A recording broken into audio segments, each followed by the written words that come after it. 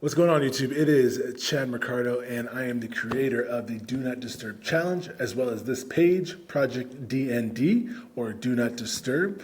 And basically, I just wanted to give you a rundown of how this whole thing all started, what it's about, and what the future holds for more episodes and more content. So we'll start with basically the name, Do Not Disturb. Came from the song DND from Drake. I'm currently on the challenge right now. When I finish the challenge, I'm going to make it available for everybody else, but I want to make sure it can be done, it can be repeatable, and that it's going to change people's lives.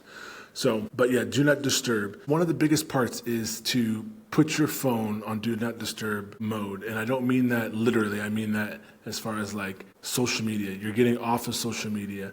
Now, I am on YouTube now on a different page. None of my contacts, none of my friends have my information, anything like that. This is just to start growing some momentum. But yeah, nobody knows that I'm posting right now. It's kind of all these people, random people, strangers that I don't know. But one of my goals here is to start talking more on YouTube, which I'm very bad at. I'm good at shorts, I'm good at highlight films and like reels that I don't have to talk straight to the camera. I can just work out or do this and do that and make a cool montage. I'm really bad at talking, as you can tell. Yeah, so that's kind of why I'm still posting on YouTube right now. Some of my shorts and motivational stuff is for the Project DND page, but my personal page is down. I haven't talked to anybody, no DMs, I'm not following anybody. If you go to the Project DND, I'm not following anybody right now either. So it's funny, like the feed, I'm so used to, the feed being like this, that, all these people, and now it's like, it's just my post, and there's like one or two like suggested posts that are like super random from like England or like from something else, India or something. But anyways, that is the name, and you are going into a place where you're trying to take away as many distractions away as possible so you can focus on you and start building. The why. This is where it gets good, because there's two incidences that really shaped why I wanted to start this. I guess you could say three technically. So the first two were females. I had met somebody, I knew them for a while, always thought they were attractive. Finally got attractive myself in my own eyes and took her on a date, thought it was great. I was a little bit too eager, and I think that's because I had this mindset. So I grew up as a fat kid. I was 265 coming out of high school, and I hadn't touched a weight. I didn't even know what weights were. I was just eating and playing soccer, but when I say play soccer, I mean being a goalie. So I don't know how much playing soccer I did. So I always just grew up like girls were everything. If I could get a girl, because I wasn't very attractive, I wasn't very confident either. So I was like, if a girl likes me, then it's like, that must mean I'm pretty cool. I'm doing all right. And so I was a little bit overeager. She was somebody that I really liked over the years. I was very interested in, super cool, got good things going for her, and I probably did a little too much as far as like the date goes, and that's just kind of who I've been. And long story short, it didn't work out. And I could feel it kind of slipping. Like I felt like I was trying.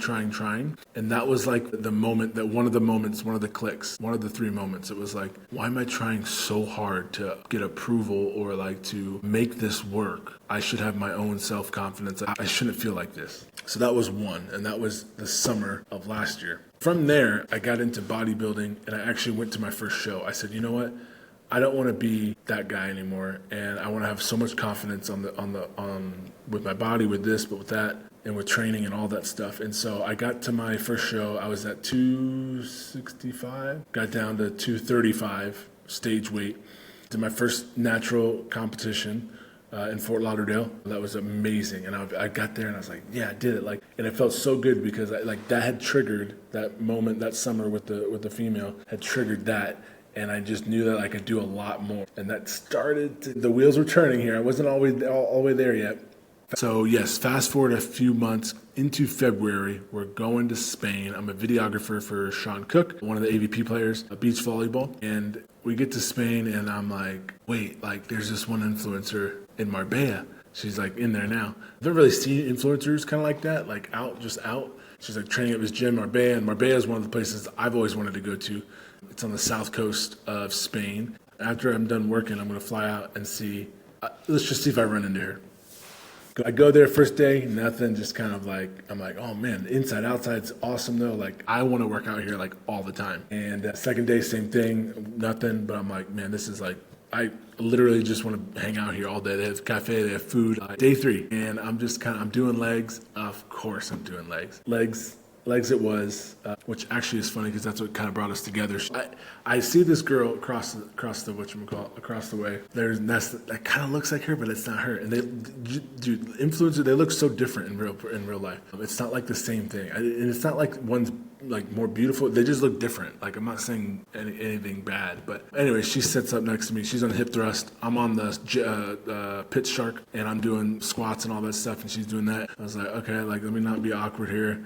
And I was waiting for her to stop, like, be in a moment where I was done, but she was done too, and she wasn't in the middle of a set. And so finally it happens, and I'm like, hey, you're really beautiful. But I didn't want to tell you in the middle of a set. That would have been kind of awkward. And she just laughs. She just starts dying laughing. And we start talking a little bit, this and that. But it was held over my head that I didn't think that I was, like, good enough to, like, ask for her, like, to go for a number or, like, to go out. Because I was like, well, she's got followers. Like, deep down, like, it didn't, like, actually run across my mind when I'm talking to her. Like, it wasn't, like, across my forehead. Deep down, rooted, it was like that. So it's, like, kind of tough because we hit it off, made her laugh, she's laughing, we're joking, blah, blah, blah, talking a little bit, 5-10 minutes. We kind of like part ways. All right, well, I'll see her again, like this and that, blah, blah, maybe when she leaves. And then like I go like another hour and like I don't see her. I'm like, oh, okay, well, maybe, I guess she left. I'll see her again the next day.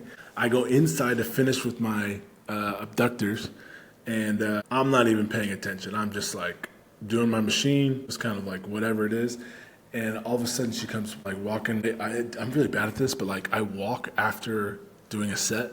I just like pace, and she comes in from the outside into the inside before she's about to go to exit. And I see her, I'm like, oh. And she just like, I just kind of like stopped. And then she like waved and smiled and she was like, bye, like blah, blah. And I'm like, right then and there, I was like, damn it, dude. I should have just freaking asked her. Like, she obviously had a good enough experience, and she wasn't creeped out that she would want to smile, wave, track me down. This freaking fine girl, attractive girl, influencer. She's got plenty. I know people half that attractive that think that they're hot shit, and they won't even give you the day of light to even ask them how many sets they have left on a machine. And so I was like, oh my gosh, that was the moment I missed it. And I tell you that to basically say, I just didn't feel good enough. This was after my competition, right? This is 2-3 months after, like, I was in peak physical form, or I felt like I was. And so then I started to realize that, like, I've done 75 hard 5 times. I'm like, okay, it's not the body. Yes, feel good about yourself, confident, yes. And I have done that. So why couldn't I just go? And it just goes back to, I was talking about when I was a little kid, and I didn't have that belief system. There was different things, because when I went to that gym, a Padel gym in Marbella, it's like, okay, these guys are all driving Porsches, Lamborghinis, blah, blah, blah, blah. So they have the business or the money side down. They, obviously from that and the gym, they believe in themselves and they have some kind of thought process there. They're obviously smart about their investments or this and that. So basically what I'm trying to say here is that there's 4 main pillars in Do Not Disturb. Brain, knowledge is power. Belief, this goes into spiritual belief. So whether you believe in the universe, I believe in God. So for me, it's Jesus. Body, which like I said before, is pretty easy. Well, for me anyways. It was the easiest of the 4 for me. And everyone's going to have different struggles. And then business, and this is another one I've not been very good at. I value myself pretty low, whether it's between what I charge people or what I think of myself with my work, business. So it's like, I don't think anybody's going to want this product or anybody's going to want blah, blah, blah. So, and business. So those are the 4. Brain, belief, body, business. And like I said, I've completed 75 hard like 5 times. I'm just going back and forth with the body. Okay, not so good body. Okay, body, not so good body, blah, blah. But what if I incorporated, and on top of that, I went to Spain and the date in the summer before, and it's like the confidence isn't just going to grow from just the body. It's like having everything. It's being a multifaceted tool. It's being a Swiss Army knife, if you will. If your business is thriving, if you have a belief in yourself and spiritually, if you have the brain to act on things, to learn new things, new skills, network, do all this stuff, the brain to do all that. And then if you have the body on top of that,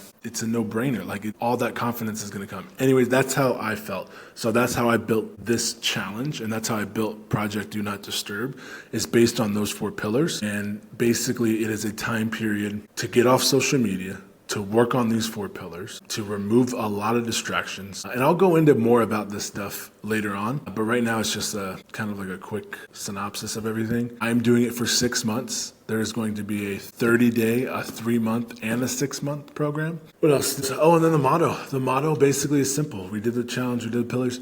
The motto for this whole thing, for Project Do Not Disturb, for the Do Not Disturb Challenge, is win without witnesses. It's the shadows. This series is going to be called the Shadow Sessions, leading up to me stepping on stage.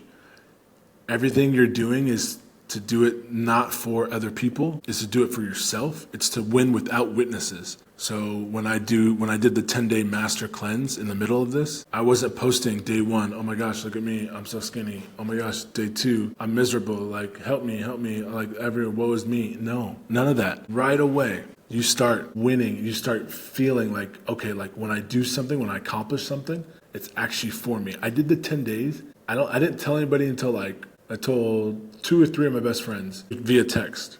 I almost said email. I don't email my best friends like that. And I was like, guys, when I tell you, I felt so mentally clear and proud of myself. It was like a moment that I got to hold. We don't get that often. We don't get that moment where we get to like have something. And you know when the artist at a concert says like, put down your phones and just live in this moment, not for like video sake. That's what that was. It was like you complete it, clock hits 12, and you're just like, oh my gosh, like I freaking did it.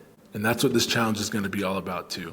You're going to get done with the 6 months, the 3 months, the 30 days, and you're going to feel like, I did it. I could totally put away my social media. I don't need a drink every time. I can put together a workout plan, make sure I get my walks in. I can do all these things, and I can not just improve my body, but I can improve my brain, my belief systems, and my business. That's what this is all about. So I'm super pumped to be bringing this to you guys. Like I said, I'm in the middle of it. I started on March 15th, and then it's July 4th, so I'll let you do the math.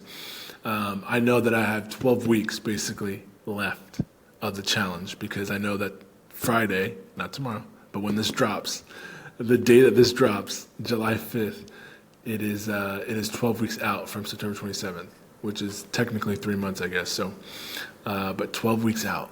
And so when that hits, I want it to feel like that. I want it to feel like it's your moment. I want it to feel like, because it's gonna be harder than you think. It's not just like, okay, I'm just gonna do this. There's gonna be some work involved, but it's gonna be so worth it because you're gonna change your life. So, like I said, this is kicking off the Shadow Sessions. This is episode 1. Next week, kind of go into my background personally, and my bio, my history, and yeah.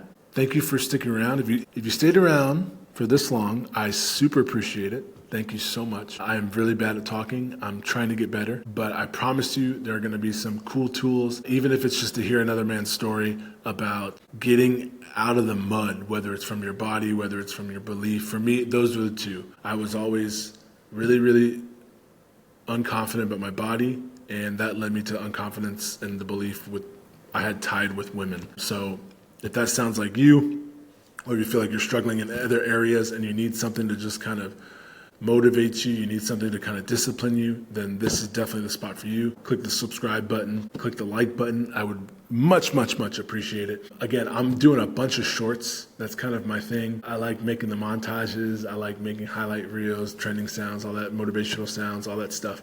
So you can follow me just for the shorts if you want, but I'll be posting this every Saturday is my commitment. I'm committing to that. Part of the challenge is to make sure we're having a commitment for our business, and this is going to be one of the business commitments. That is that. I'm going to make sure that a proper program is built out for a 30-day, a 3-month, and a 6-month, just for you guys. And that's all I got this week, guys. Thank you so much for tuning in. And as always, the strongest moves are made in silence. The shadow isn't hiding, it's building. This episode, that was probably really bad. So thanks for sticking around if you did.